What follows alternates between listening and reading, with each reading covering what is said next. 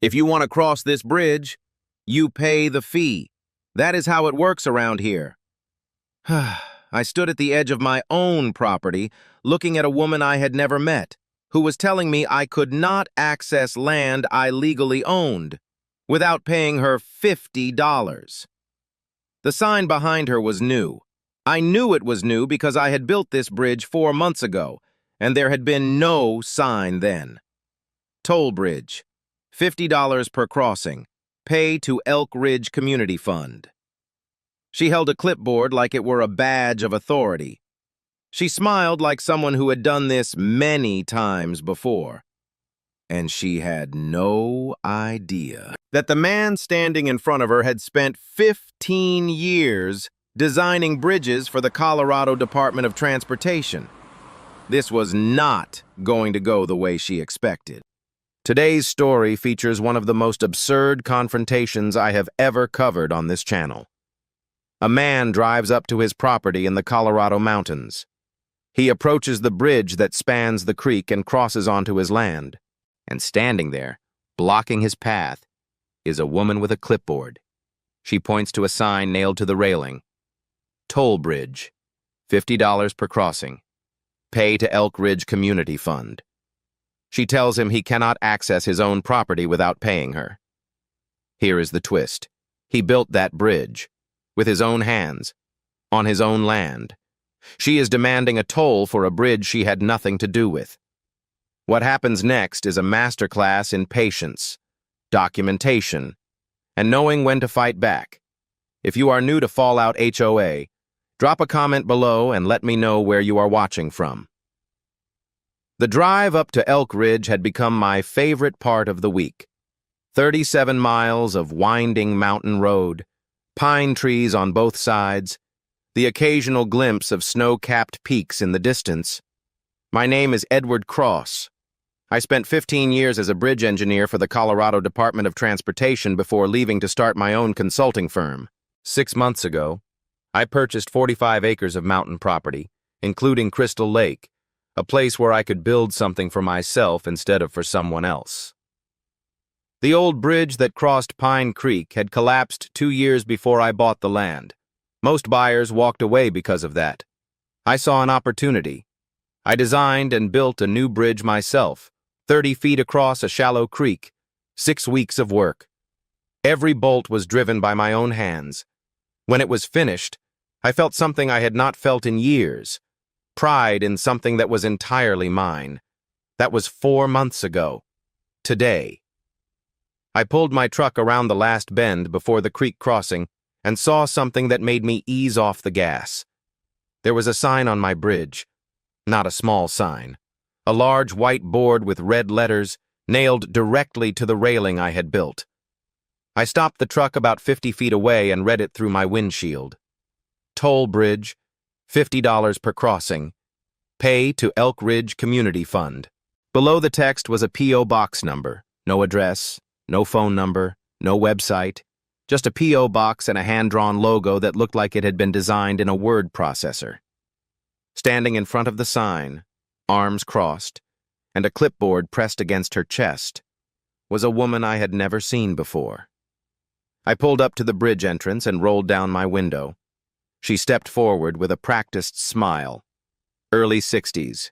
Silver hair pulled back in a neat bun, wearing a fleece vest with the same crude logo embroidered on the chest. Good afternoon. I am Heather Thornton, Community Coordinator for Elk Ridge.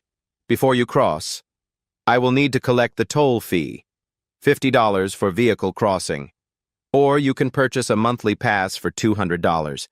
Which includes unlimited crossings and bridge maintenance coverage. She said it like she was reciting from a script, like this was the most normal transaction in the world. I looked at the sign, then back at her. I am sorry. What? She maintained her smile. The toll fee, $50. All bridges in the Elk Ridge community are maintained through our community fund. This ensures safe passage for all residents and visitors. I felt something tighten in my chest. Not anger, not yet. Something closer to disbelief. Ma'am, I built this bridge. Her smile did not waver. That is not relevant to the maintenance fee structure, sir. All bridges within the community access routes fall under our management jurisdiction. You might be thinking there must be some misunderstanding. Maybe there is a legitimate community organization. Maybe there are actual maintenance costs. Maybe this woman has official authority I did not know about. I thought all of those things too. For about 3 seconds. Then I looked at the sign again. The paint was fresh. The nails were new. The logo looked like clip art. And there was no contact information except a P.O. box. No registered nonprofit would operate like this. No legitimate community fund would nail a toll sign to a private bridge without so much as a letter to the property owner. There was no misunderstanding here. There was something else entirely. I had seen enough municipal dealings in my career to recognize when administrative language was being used as a weapon. I did not argue. I did not raise my voice. I put my truck in reverse and backed up about 20 feet, then parked on the shoulder of the county road. Heather Thornton watched me with a slight frown, clearly not expecting this response. I got out of my truck, locked it, and walked toward the bridge on foot. "I will walk across," I said as I passed her. She scribbled something on her clipboard. "Pedestrian crossing is free for first-time visitors as a courtesy, but vehicle access requires payment. And if you are a property owner in this area, you will want to get current with your maintenance fees. We have records going back several months." I stopped and turned to face her. "Records of what?" She smiled again, but this time there was something sharper underneath it. "Of property owners who have not been contributing to community infrastructure. We take our responsibilities very seriously here. Mr. She waited for me to fill in the blank. I did not give her my name. I just turned and walked across the bridge. My bridge. The one I had designed. The one I had built with materials I purchased and labor I provided. The one that was now apparently being held hostage by a woman with a clipboard and a P.O. box. If you have ever encountered someone like this, someone who invents a title, creates fake rules, and demands money for services that do not exist, you know the feeling. That mixture of outrage and absurdity. The sense that you are living inside a bureaucratic fever dream where nothing makes sense, but everyone acts like it does. I walked onto my land and stood looking at Crystal Lake in the distance. Somewhere behind me, Heather Thornton was probably writing down my license plate number, probably adding me to whatever list she maintained to track people who did not comply with her regulations. She had no idea who I was. She had no idea what I did for a living. And she certainly had no idea that she had just made the worst mistake of her career as a self-appointed community coordinator. I was not going to pay her $50. I was not going to argue with her in that moment. I was going to do what I had done for 15 years when faced with a problem. Gather information, understand the system, find the weakness, and then apply pressure in exactly the right place. I am Michael Vincent, your storyteller today here on Fallout HOA. And I want to ask you something. If you built a bridge with your own hands, on your own land, with your own money, and then a stranger showed up demanding you pay a toll every time you crossed it, what would you do? Pay the fee just to avoid trouble? Argue with her right there on the spot? Or would you do what Edward Cross did? Drop your answer in the comments below.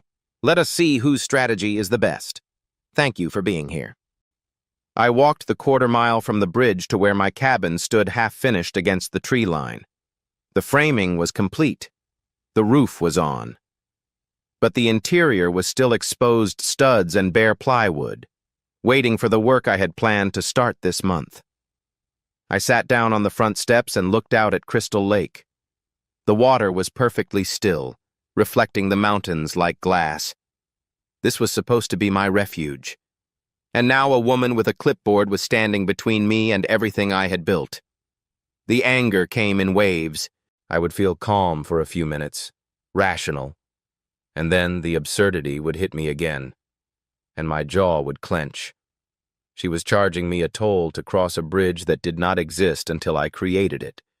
That single fact kept circling back. But the more I thought about it, the more I realized this was not really about me. If Heather Thornton had the confidence to stop a stranger and demand $50, she had done this before, many times, to people who did not know any better, to people who paid because they assumed she had the authority she claimed. The insult to me was secondary. The real problem was the system she had built around herself. You might be wondering why I did not just call the police. I considered it. I imagined the satisfaction of watching a deputy escort her away from my bridge.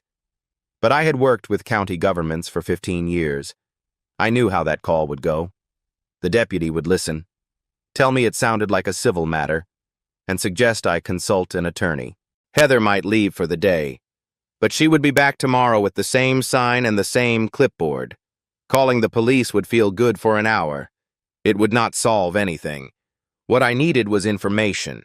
I needed to understand exactly what game she was playing before I decided how to respond. I pulled out my phone and started making a list. First, confirm the exact boundaries of my property using official plat maps from the county assessor. Second, find out what the Elk Ridge Community Fund actually was, a registered nonprofit, a homeowners association, some kind of special district with legal authority. Third, determine if Heather Thornton held any official position. Community coordinator was not a title I had encountered in 15 years of working with local governments. It sounded invented. Fourth, talk to the neighbors. If she was doing this to me, she was doing it to others. People who might have information. People who might have been paying for years without questioning anything. If you were in my position, what would you do first? Some people would go straight to a lawyer. Some would confront Heather directly and demand proof of authority. Some would pay the $50 and hope the problem disappeared. I chose none of those options. I chose to start with what I knew for certain and build outward from there. The best way to dismantle a corrupt system is not to attack it head-on. It is to understand how it works, document its weaknesses, and apply pressure at the exact point where it will collapse. That takes patience. That takes research. And it takes controlling your emotions long enough to think clearly. The next morning, I drove down the mountain to visit some neighbors. There was a small organic farm about half a mile past the turnoff to my land, owned by a woman named Elena Ruiz. I had bought eggs from her a few times. She seemed like someone who paid attention to what happened in the community. I found her in the greenhouse, transplanting seedlings into larger pots. When I explained what had happened at the bridge, she stopped working and looked at me with an expression I could not quite read. No surprise. Something more like recognition. Like she had heard this story before, or lived some version of it herself. She set down her trowel and was quiet for a long moment. You said you built that bridge yourself. The new one that went up last spring. I nodded. She exhaled slowly, staring at the seedlings in front of her. I have been paying Heather Thornton $200 a month for 5 years. Bridge maintenance fees, road upkeep, community infrastructure. She looked up at me. 5 years. That is $12,000. The number hung in the air between us. $12,000 paid to maintain a bridge that had collapsed and sat rotting in a creek until I came along and built a new one with my own money. $12,000 for services that were never rendered. For infrastructure that did not exist. Elena sat down on an overturned bucket and stared at the ground. I thought it was just how things worked around here. Everyone pays. So I paid. I never asked questions. She looked at me again, and this time there was something harder in her expression. Where has my money been going, Mr. Cross? Because it was not going to that bridge. I did not have an answer for her yet, but I was starting to understand the shape of what I was dealing with.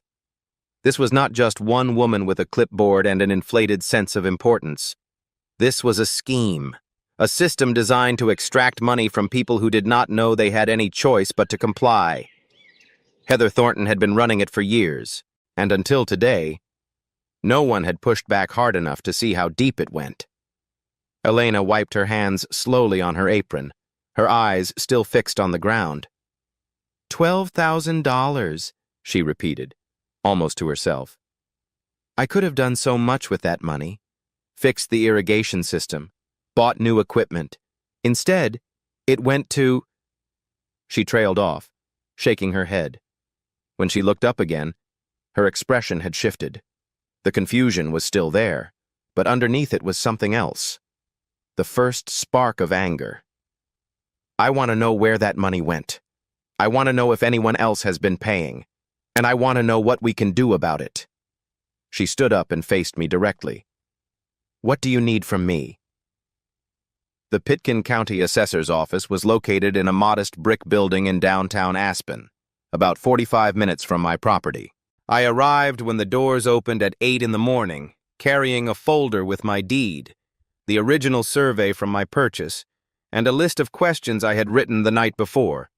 The woman at the front counter was helpful in the way that government employees sometimes are when you approach them with specific requests instead of vague complaints. I told her I needed the official plat maps for my parcel and all adjacent parcels, plus any recorded easements or right-of-way documents that might affect access to my land. She typed something into her computer, disappeared into a back room for about 10 minutes, and returned with a stack of large format printouts. I spread the maps across a table in the public records room and started tracing boundaries.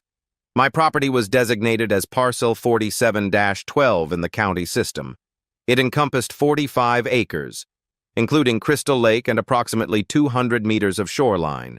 The western boundary followed a ridge line. The eastern boundary ran along Pine Creek for about a quarter mile before angling northeast. And here was the detail that mattered. Pine Creek formed my eastern boundary, which meant I owned the land on both sides of the creek where my bridge crossed. The bridge's western abutment sat on my property. The bridge's eastern abutment also sat on my property. The creek itself ran through my land at that point.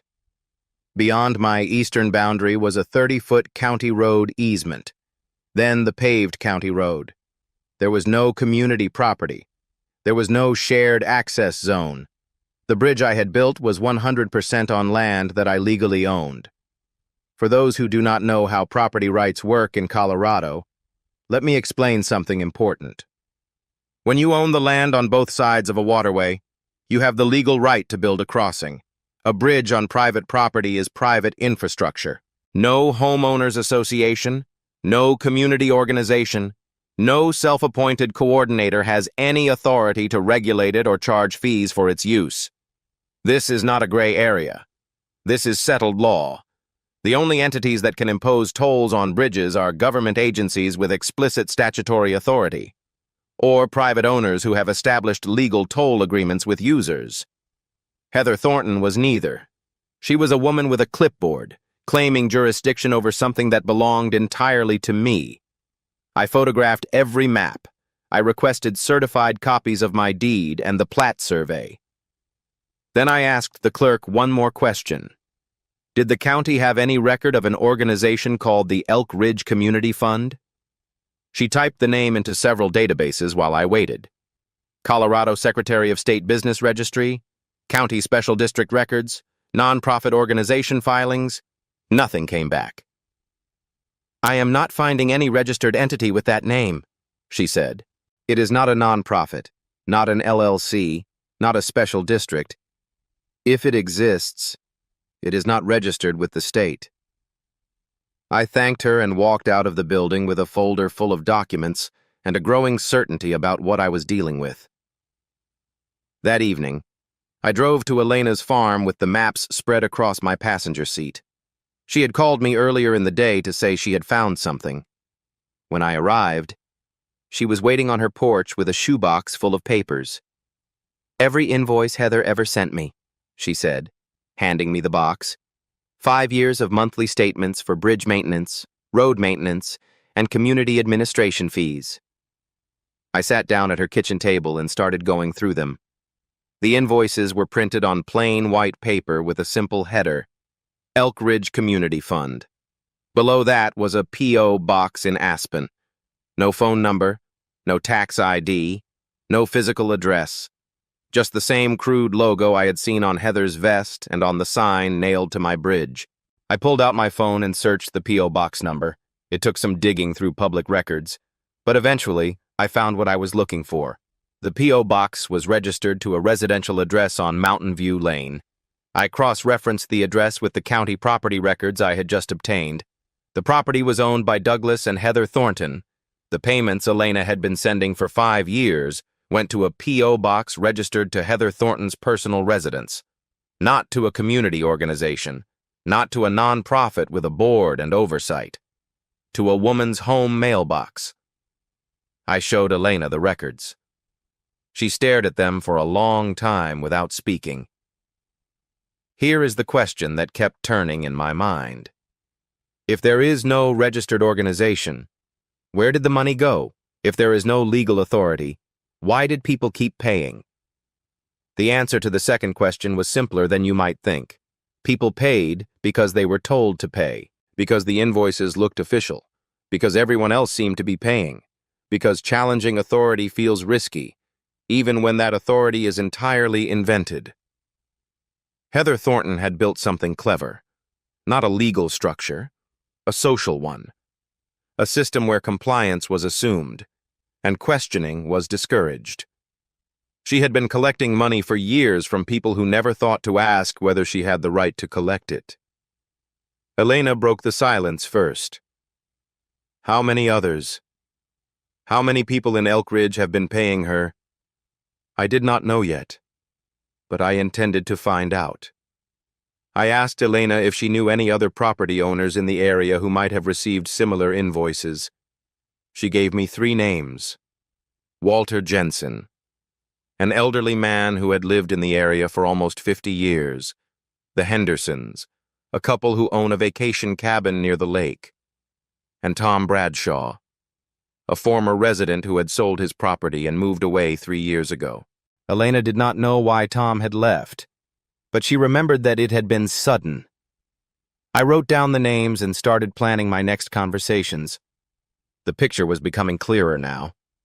Heather Thornton was not just an overzealous neighbor with boundary issues. She was running a collection operation, fake invoices, a P.O. box tied to her personal address, no registered entity, no oversight, no accountability. The only question left was how much money she had taken and from how many people. That was what I needed to find out next, over the next 3 days. I visited every property owner I could find in the Elk Ridge area. Elena had given me 3 names to start with, and each of those conversations led to more names. By the end of the week, I had spoken to 8 families. Every single one of them had been paying Heather Thornton. Monthly fees ranging from $150 to $250, depending on the size of their property and how close they were to what Heather called community access routes. Some had been paying for 3 years, some for 7. One couple had been sending checks to that P.O. box for nearly a decade. When I added up the rough numbers based on what people told me, the total was staggering. Over 10 years. Heather Thornton had collected somewhere in the neighborhood of $120,000, maybe more. And not one of these people had ever seen a single piece of maintenance work performed on any road or bridge in the area. You might be wondering how that is possible. How could so many people pay for so long without anyone questioning it? The answer is simpler than you think. Nobody talks about money. The invoices arrived each month with official-looking headers. People assumed their neighbors were paying too. Nobody wanted to be the one who caused trouble by asking questions. And Heather had cultivated an image of community authority that made her seem legitimate. She attended county meetings. She organized a yearly potluck. She sent out newsletters about road conditions and wildlife sightings. She had built a facade of involvement that made people trust her without ever verifying whether she had actual authority over anything. It was brilliant in a predatory way, and it had worked for over a decade. The most important conversation happened on the fourth day, when I drove up a narrow dirt road to meet Walter Jensen. He was 78 years old, a retired forestry worker who had lived in Elk Ridge since 1975. His cabin was small but well-maintained, tucked into a stand of aspens with a view of the valley below. He was sitting on his porch when I pulled up, as if he had been expecting me. "You are the one who built the new bridge," he said before I could introduce myself. "I wondered when you would come asking questions." I sat down in the chair he gestured toward and told him what I had learned. The fake organization. The P.O. box is registered to Heather's home.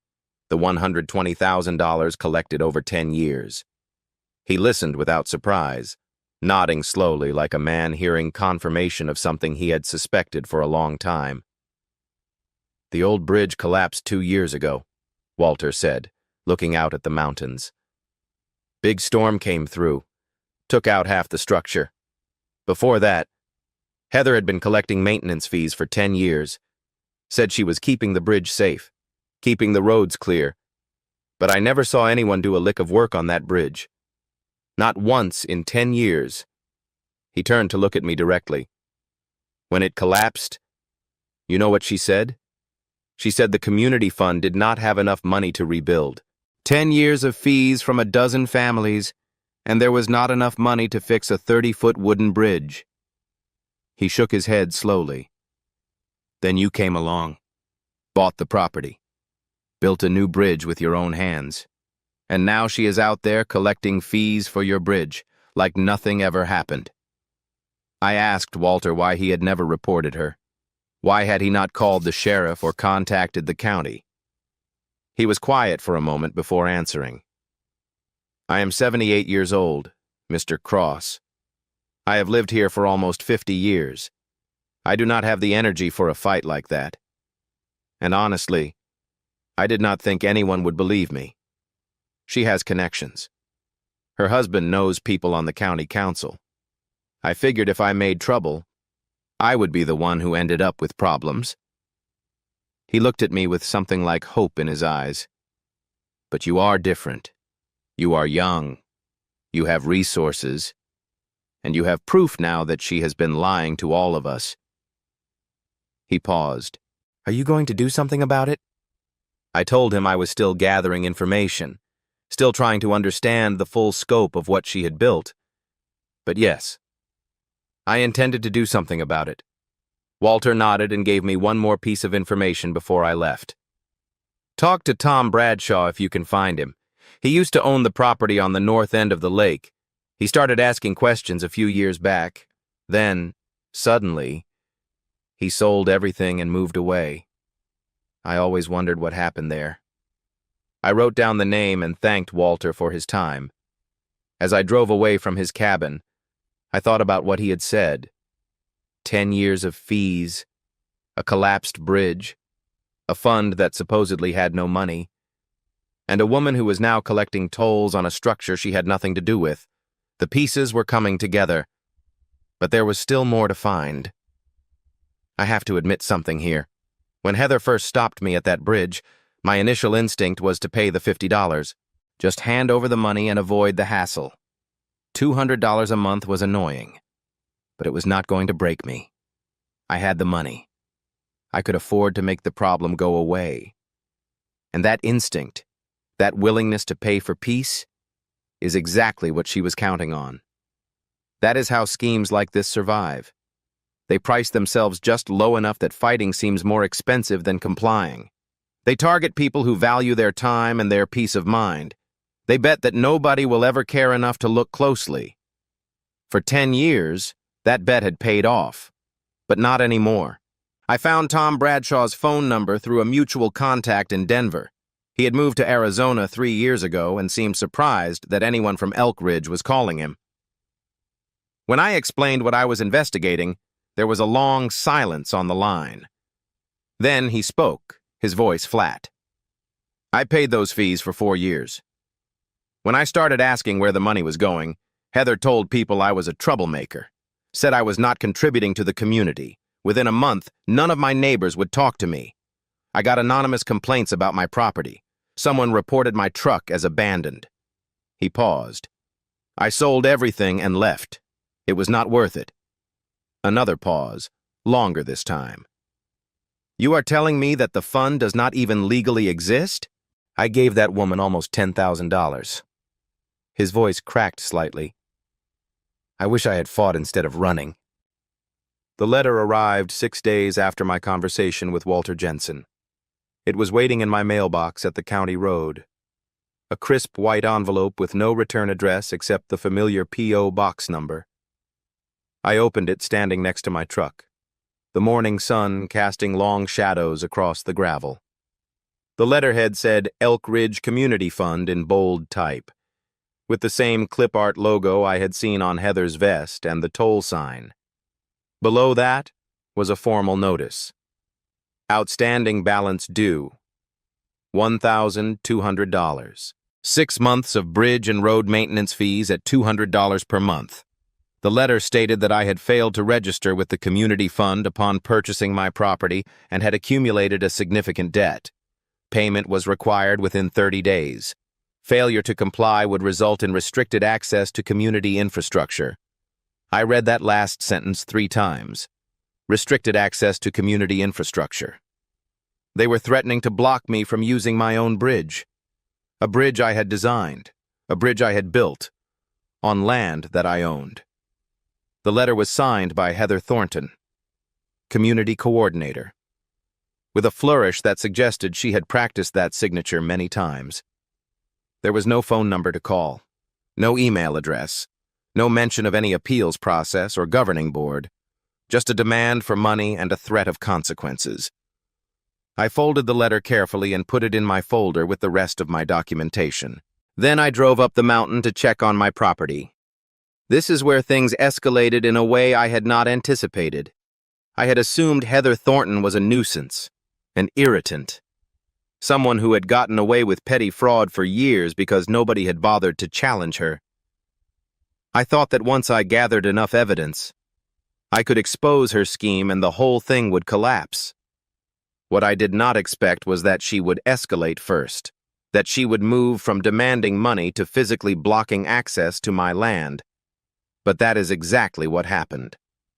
I came around the last bend before Pine Creek and saw the barricade. A metal gate had been installed across the bridge entrance, secured with a heavy chain and padlock. Next to it stood a new sign, larger than the toll sign, with red letters on a white background. Bridge closed for maintenance. Authorized vehicles only. Contact Elk Ridge Community Fund for access permits. And standing beside the gate, arms crossed, wearing a canvas work jacket and a self-satisfied expression, was a man I had not seen before. He was maybe mid-60s, heavy-set, with the weathered look of someone who had spent decades working outdoors. Douglas Thornton, Heather's husband. I recognized him from the property records I had pulled at the county office. I stopped my truck and got out. Douglas did not move from his position in front of the gate. "Can I help you?" he asked, though his tone made clear he had no intention of helping anyone. "That is my bridge," I said, "and my property on the other side." Douglas shook his head slowly. "Mrs. Thornton says you have not paid your fees. The bridge is closed until you settle your account." I felt the anger rising in my chest, but I kept my voice level. "There is no account. There is no legitimate fee. That organization does not legally exist, and you are blocking access to private property." Douglas shrugged, unmoved. "Take it up with the community coordinator. Until then, the bridge stays closed." He patted the gate like it was a loyal dog. "I installed this myself, good and solid. You will not be moving it without the key." I stood there for a long moment, looking at the gate, then at Douglas, then at my bridge beyond. The bridge I had spent 6 weeks building. The bridge connected the county road to 45 acres of land that belonged to me.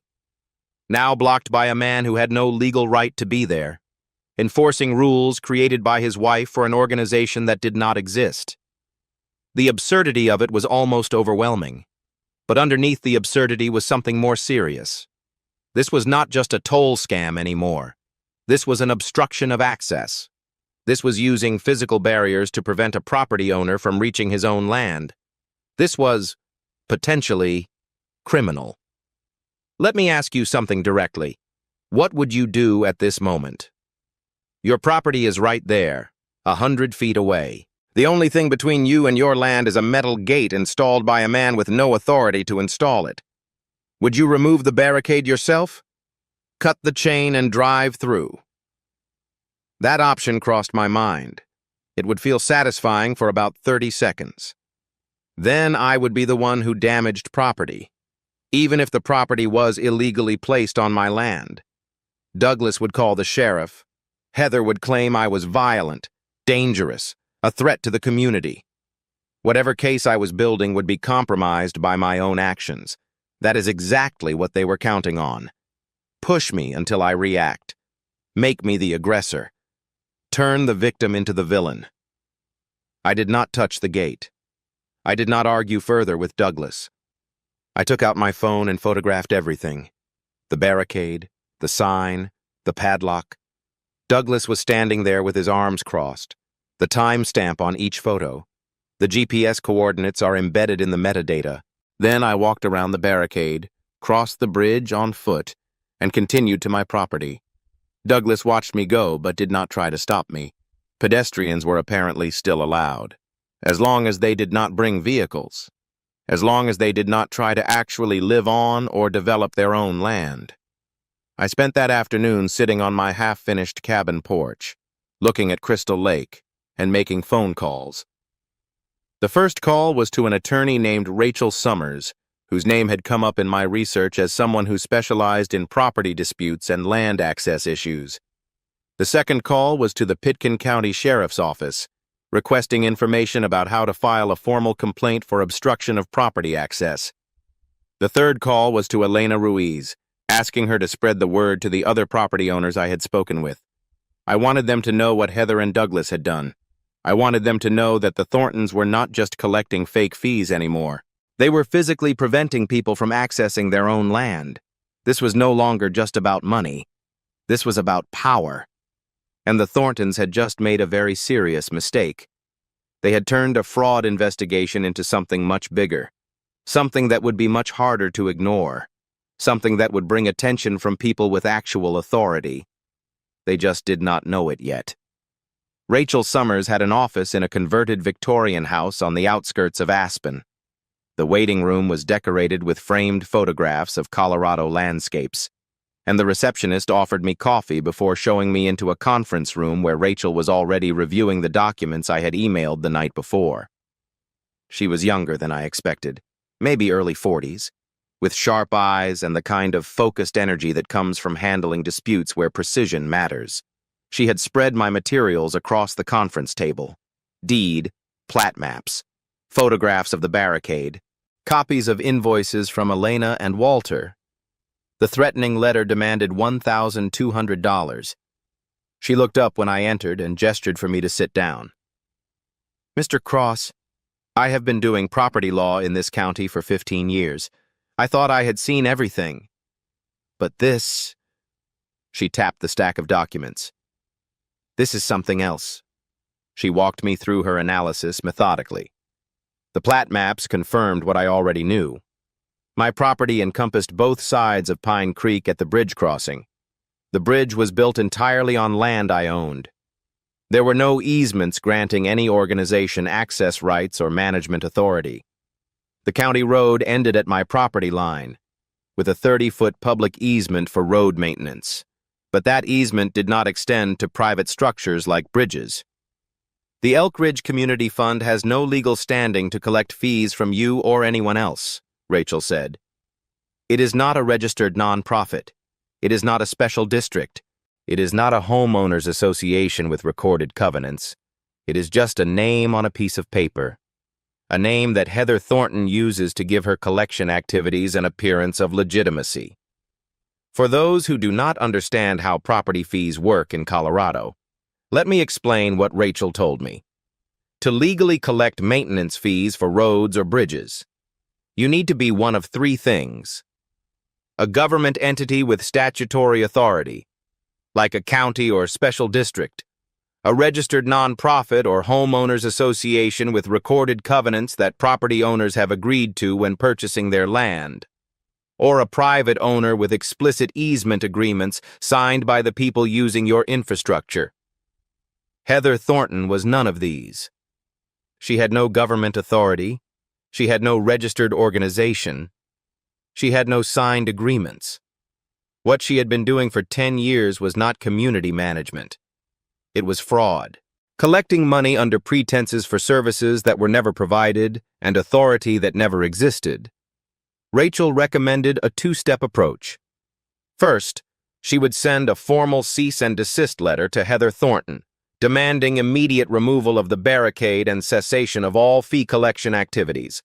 Second, she would file a complaint with the Pitkin County Sheriff's Office documenting the obstruction of access to my property. That should be enough to stop her, Rachel said. Once she realizes there is legal pushback, she will likely back down. People who run schemes like this depend on nobody fighting back. I nodded but did not respond immediately. I was thinking about the 8 families who had paid her for years, about Walter Jensen, who had watched his money disappear into a fund that supposedly could not afford to repair a 30-foot bridge, about Tom Bradshaw, who had been driven out of the community for asking questions. Stopping Heather was not enough. I wanted restitution for the people she had victimized. I wanted the community to understand what had been happening in their midst. I want more than a cease, I said finally. I want a full accounting of every dollar she has collected. I want every victim to have the opportunity to recover what they paid. And I want this exposed publicly, so she cannot just quietly shut down and start over somewhere else. Rachel studied me for a moment, then nodded slowly. That is a bigger fight, but it is possible. If we can document the full scope of her activities and get enough victims to come forward, we might be able to pursue civil action for fraud and theft by deception. And if the evidence is strong enough, the district attorney might take an interest. She paused. But there is something else you should know. Something I found while researching the Thorntons. She pulled up a document on her laptop and turned the screen toward me. It was a campaign finance report from 2 years ago for a county council candidate named Peter Hayes. Among the listed donors was an organization called Elk Ridge Community Initiative. I had never heard of it. But the registered agent for that organization, according to the Colorado Secretary of State database, was Douglas Thornton. Peter Hayes won that election, Rachel said. He is currently on the county council, and according to these records, the Thorntons have donated over $8,000 to his campaigns over the past 5 years through this PAC. I stared at the screen, processing the implications. Heather collected money from residents through a fake community fund. Douglas channeled some of that money into a political action committee. The PAC donated to a county council member who had been conspicuously unresponsive to complaints about the Thorntons for years. It was a closed loop, a self-protecting system where the fraud funded the political cover that allowed the fraud to continue. They have been doing this for a long time, I said quietly. And they have been protecting themselves at every step. Rachel nodded. Which means we need to be careful. Hayes influences this county. If he sees this as a threat to himself, he might try to interfere. But it also means that when this comes out, it will be bigger than just one woman collecting fake fees. It will be a corruption story, and corruption stories attract attention. She closed her laptop and looked at me directly. Are you prepared for this to get public? Because once we start down this road, there is no going back quietly. I thought about Crystal Lake, about my half-finished cabin, about the peace I had come to Elk Ridge to find. Then I thought about Elena, who had paid $12,000 for nothing, about Walter, who had watched his community get exploited for decades, about Tom Bradshaw, who had been forced out for asking the questions everyone should have been asking. "Yes," I said. "I am prepared. Let us do this right." That evening, I drove to Elena's farm and told her everything Rachel had uncovered. She listened in silence as I explained the connection between the Thorntons and Councilman Hayes. When I finished, she sat very still for a long moment. Then she looked up at me with an expression I had not seen before. Not anger, not resignation, something closer to resolving. For 5 years, I told myself it was just how things worked here, that questioning it would cause more trouble than it was worth. But it was never about community. It was about them, taking from us and protecting themselves. She stood up and walked to the window, looking out at her fields. "I want to help. Whatever you need, documents, testimony, anything. I am done being quiet. And I think the others will feel the same way once they know the truth." The Thornton residence sat at the end of Mountain View Lane, a winding private road that climbed through dense pine forest before opening onto a clearing with views of the entire valley. Rachel Summers drove while I reviewed the cease and desist letter one more time in the passenger seat. We had discussed the approach beforehand. Deliver the letter in person. Give Heather a chance to respond. Document everything. Do not engage in argument. Do not make threats. Just present the facts and leave. Simple in theory. But as we pulled up to the house, I felt my jaw tighten. This was the woman who had been stealing from my neighbors for a decade. The woman who had blocked access to my own property. The woman had built a small empire of petty corruption in a community where people just wanted to live in peace. The house was larger than I expected. A sprawling log and stone structure that looked like it belonged in an architectural magazine. Not tucked away on a mountain road in rural Colorado. 3-car garage. A boat trailer was parked beside it with a fishing boat that probably cost more than most people's annual salary. A hot tub is visible on the back deck. Solar panels on the roof. Every detail screamed money. Money that had come, at least in part, from the $120,000 she had collected from her neighbors over the past decade. I thought about Elena's farmhouse, modest and practical, built with years of hard work. About Walter's small cabin, where an old man lived alone on a fixed income. About all the people who had paid Heather Thornton for services that did not exist, while she used their money to build herself this monument to unchecked greed. Rachel parked in the circular driveway, and we walked to the front door together. I rang the bell. There was movement behind the frosted glass, and then the door opened. Heather Thornton stood in the doorway wearing a cashmere sweater and reading glasses pushed up on her forehead. Her expression shifted the moment she recognized me. The pleasant curiosity vanished, replaced by something cold and guarded. "Mr. Cross, I was not expecting you." Her eyes moved to Rachel.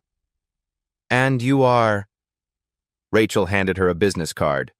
"Rachel Summers, attorney at law.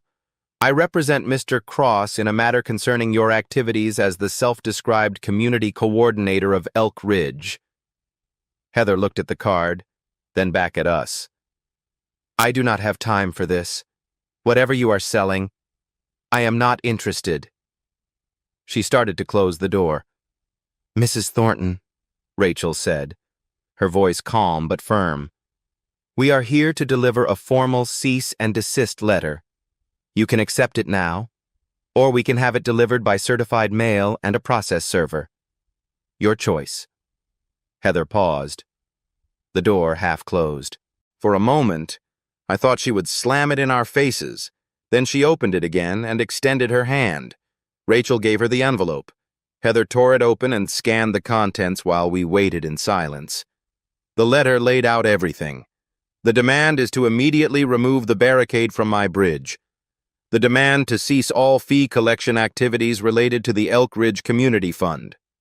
The notice stated that the fund was not a registered legal entity and had no authority to collect fees or restrict access to private property. the warning that continued activities would result in civil and potentially criminal action. Heather finished reading and looked up at me with an expression I can only describe as contempt. "You think you are clever, do you not? Coming here with your lawyer and your threats? I have been managing this community for 25 years. 25 years of keeping the roads clear, the bridges maintained, the neighborhood safe. And you waltz in, some outsider from Denver, and think you can tell me how things work?"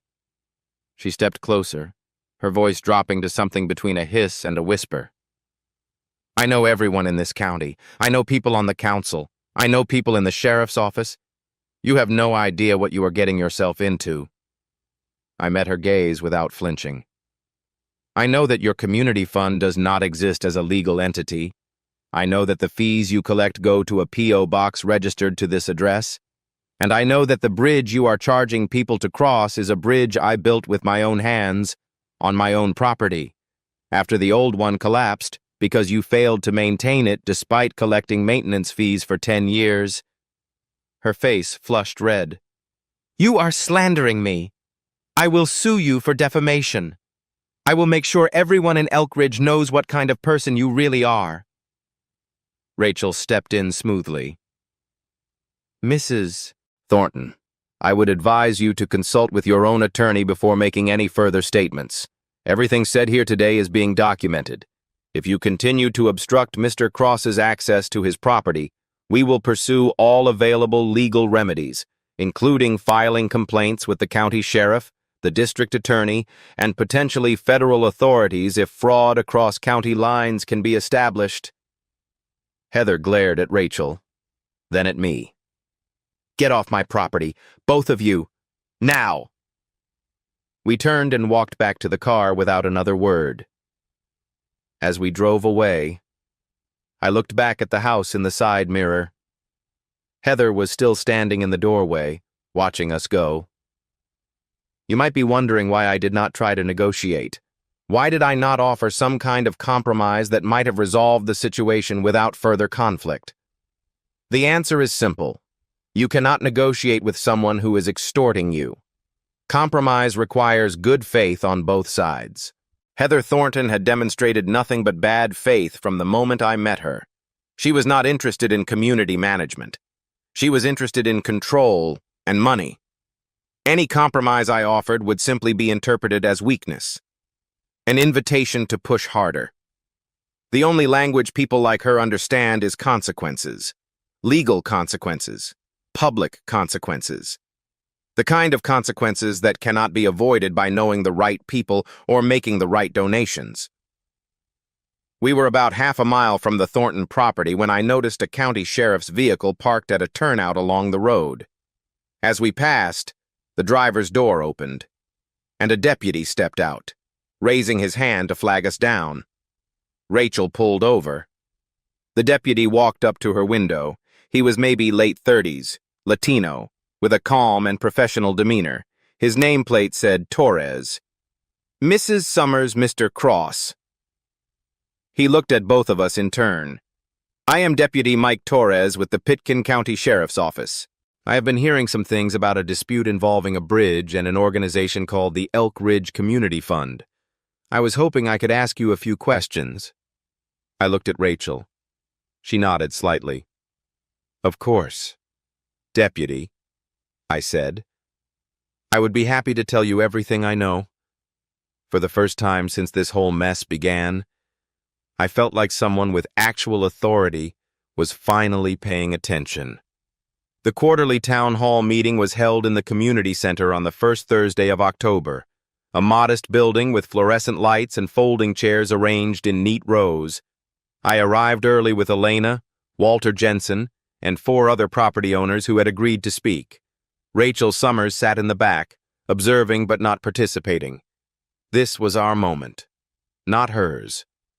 The room filled slowly, maybe 40 residents in total, and there, in the front row, sat Heather Thornton in a navy blazer, looking every bit the community leader she pretended to be. Douglas sat beside her, arms crossed. Councilman Peter Hayes was at the table up front with 2 other council members, shuffling papers and avoiding eye contact with the audience. When the public comment period opened, I stood up first. I walked to the microphone and introduced myself calmly. Then I began presenting what I had found. The plat maps showing my bridge were entirely on my property. The Secretary of State records show no organization called Elk Ridge Community Fund existed. The P.O. box is registered to Heather Thornton's personal address. The invoices that 8 families had been paying for years, with no services rendered. I spoke for exactly 5 minutes. No emotion, just facts. When I finished, Elena stood up, then Walter, then the Hendersons. One by one. They shared what they had paid. How long had they paid it? What they had received in return. Nothing. The room grew quiet. People were looking at Heather now. Looking at her in a way they had not before. Councilman Hayes tried to interrupt. This is not the appropriate forum for what sounds like a civil dispute between private parties. I turned to face him directly. Councilman Hayes, public records show that you have received over $8,000 in campaign donations from an organization called Elk Ridge Community Initiative. That organization was registered by Douglas Thornton, Mrs. Thornton's husband. You have a conflict of interest in this matter and should recuse yourself from any discussion. The room erupted in murmurs. Hayes's face went pale. He opened his mouth to respond, but nothing came out. That was when Heather stood up. Her composure had cracked. Her face was flushed, her voice rising. You people are ungrateful. All of you. I have given 25 years to this community. 25 years of keeping things running while you all sat in your cabins and did nothing. And this is how you repay me by listening to some outsider who has been here for 6 months. She pointed at me. He does not belong here. He does not understand how things work. I built this community. I made it what it is.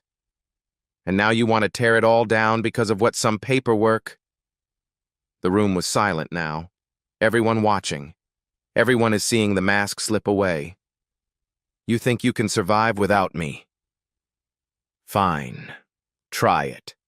See what happens when no one is managing your roads, your bridges, your access. You will come crawling back. You always do. Deputy Torres, who had been standing quietly near the exit, stepped forward and approached Heather. Mrs. Thornton, I think it would be best if you came with me to answer some questions. Heather stared at him in disbelief. You cannot be serious. Do you know who I am? Torres nodded calmly. Yes, ma'am, I do. That is why I need you to come with me. He did not touch her. He did not raise his voice. He simply waited. After a long moment, Heather picked up her purse and walked toward the door, Douglas following behind her. The room remained silent until they were gone. Walter Jensen rose slowly from his chair, using his cane for support. The room turned to look at him. His voice was quiet but carried to every corner. I have lived here for 50 years. I watched Heather Thornton build her little kingdom one lie at a time. I never said anything because I thought no one would believe me, because I was afraid.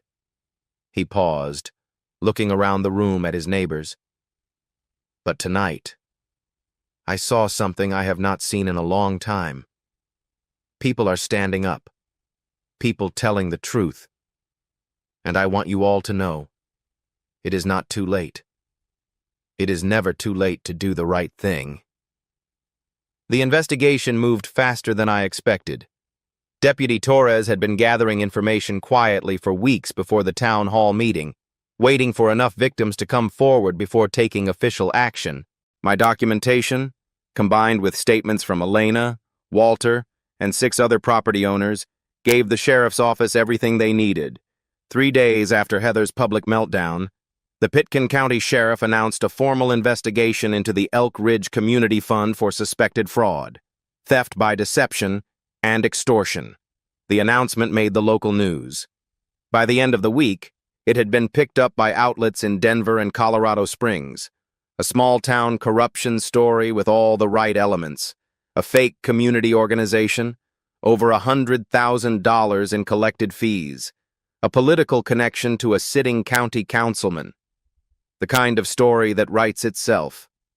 Rachel Summers coordinated with the district attorney's office to ensure that the civil complaints we had prepared would complement the criminal investigation rather than interfere with it. The DA was interested. Very interested. White-collar crime cases often fall through the cracks because they are complicated and time-consuming.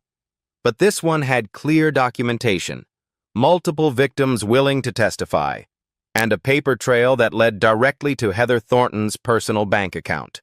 The forensic accountant the DA hired found that over 10 years, the so-called Elk Ridge Community Fund had collected approximately $127,000 from 12 families. Of that amount, exactly zero had been spent on road maintenance, bridge repair, or any other community infrastructure. The money had gone to the Thorntons' personal expenses, mortgage payments on their mountain home, a boat, 2 vehicles, vacation travel. They had been living off their neighbors for a decade. You might be wondering whether the Thorntons would find a way to escape consequences. People with connections often do. They hire expensive lawyers. They delay proceedings. They negotiate plea deals that amount to slaps on the wrist. I wondered the same thing. But here is the difference between typical corruption and what Heather Thornton had built. She had victimized too many people for too long. The evidence was too clear, and she had made the critical mistake of threatening people publicly, on the record, in front of witnesses. Her outburst at the town hall was captured on video by 3 different residents. Her threats against me during our confrontation at her home had been documented in Rachel's notes. Every time she had opened her mouth to defend herself, she had only made things worse. The charges came down 6 weeks after the town hall meeting. Heather Thornton was charged with 12 counts of theft by deception, 1 for each family she had defrauded. She was also charged with 1 count of extortion for the physical barricade she had ordered Douglas to install on my bridge. Douglas Thornton faced charges of conspiracy and criminal obstruction of property access. The barricade itself had been removed by the sheriff's office within 48 hours of the town hall. But the criminal liability remained.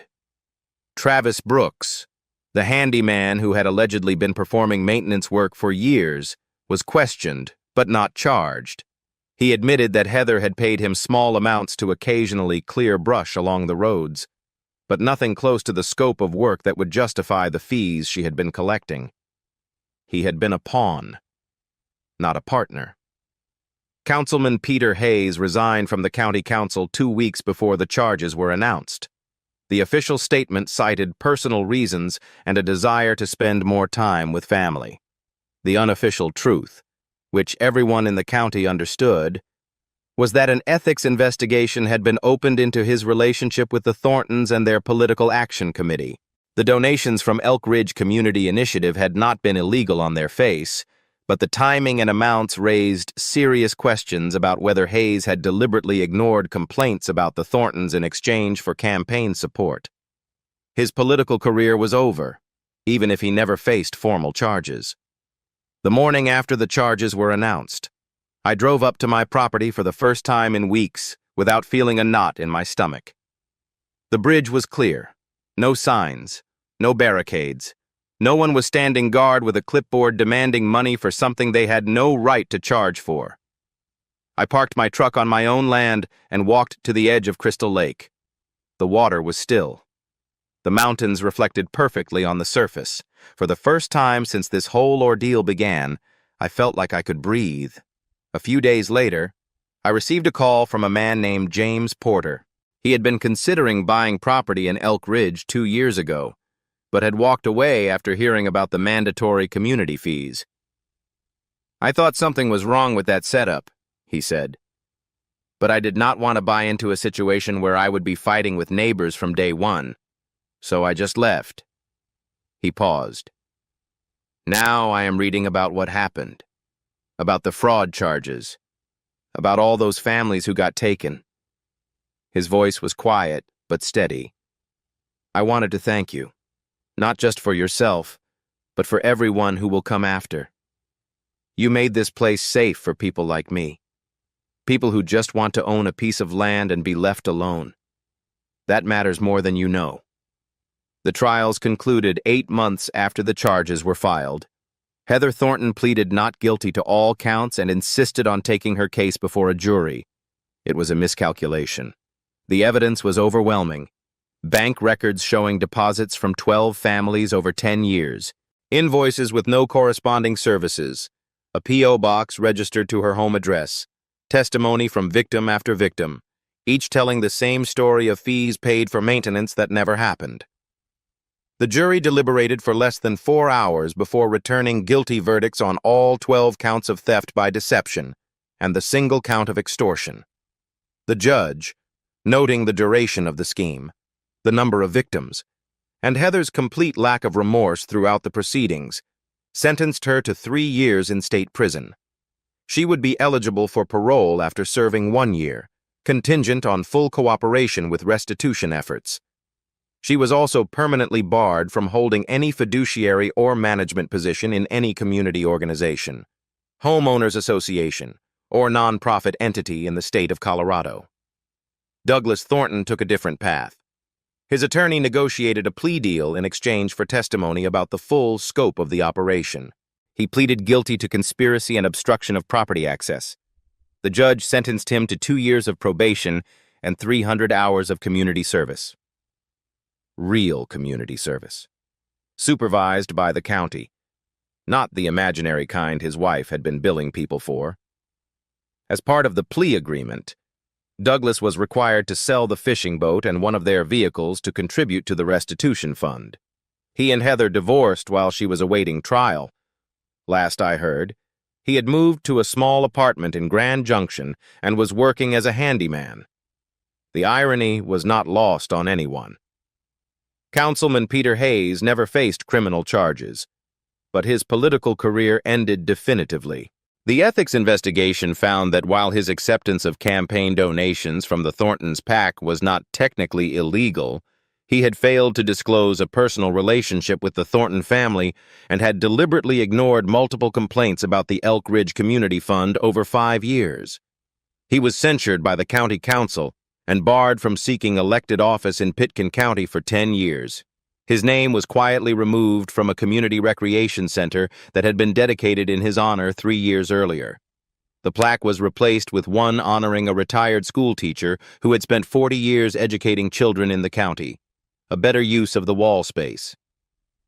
The restitution process took longer than the trials. Forensic accountants traced every dollar that had flowed through the fake community fund and calculated what each family was owed. The total came to $127,000, plus interest. Heather's assets were seized and liquidated. The mountain home on Mountain View Lane sold for just under $800,000. After paying off the mortgage and legal fees, there was enough to cover full restitution for all 12 families. Elena Ruiz received a check for $12,400. Walter Jensen received $8,000. Even Tom Bradshaw, who had moved to Arizona 3 years earlier, received the nearly $10,000 he had paid before being driven out of the community. I called him when the check arrived. He was quiet for a long moment before speaking. "I never thought I would see that money again," he said. "But it is not really about the money, is it? It is about knowing that what happened to me mattered, that someone finally did something about it." The community began to heal in ways I had not anticipated. The quarterly town hall meetings continued, but the atmosphere was different now. People spoke up. They asked questions. They demanded transparency from county officials in a way they never had before. A new informal association was formed, not to collect fees or enforce arbitrary rules, but to coordinate actual maintenance efforts. Neighbors helping neighbors, shared equipment for road clearing after storms, a volunteer schedule for checking on elderly residents during harsh winters, the kind of community organization that Heather had pretended to run but never actually created. Elena became one of the informal leaders of this effort. She told me once that losing $12,000 to a fraud had taught her something valuable. "I learned that silence is expensive," she said. "Speaking up costs less in the long run." 1 year after the town hall meeting where everything came to a head, I finished my cabin. The last piece was the front porch, wide enough for 2 rocking chairs and a view of Crystal Lake that still takes my breath away every morning. I had come to Elk Ridge looking for peace, for a place to build something of my own after 15 years of building things for other people. I found something else instead. A fight I never asked for. A community that needed someone to stand up. A reminder that the systems we take for granted only work when people are willing to defend them. The bridge still stands at the entrance to my property. 30 feet of engineered timber spanning Pine Creek, built with my own hands during 6 weeks of work that now feel like they happened in another lifetime.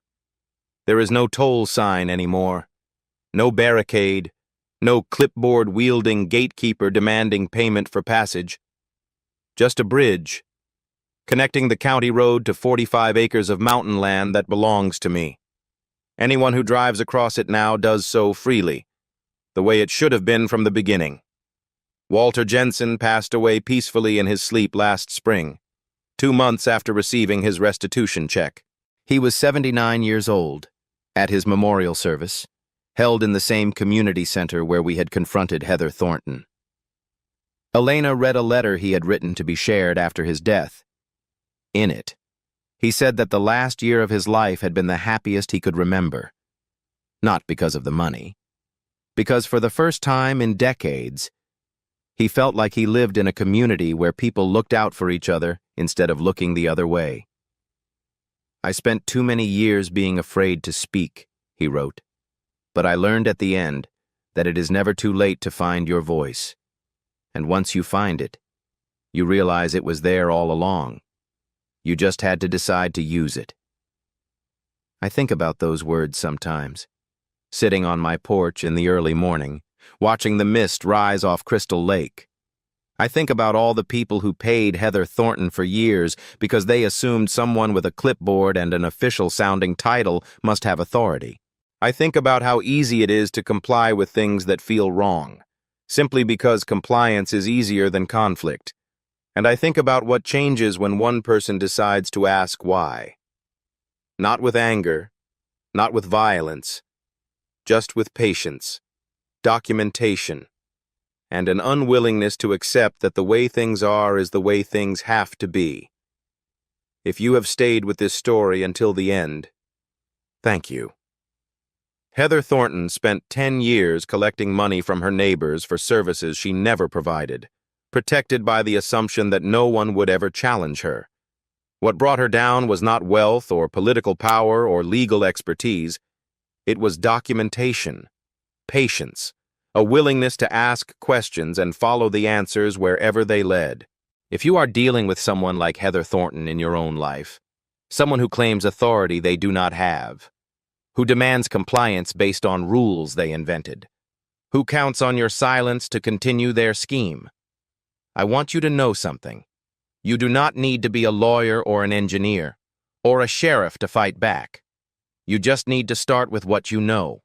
Document everything, and trust that the truth, once exposed to daylight, has a way of doing the rest. This has been Fallout HOA. I will see you in the next one.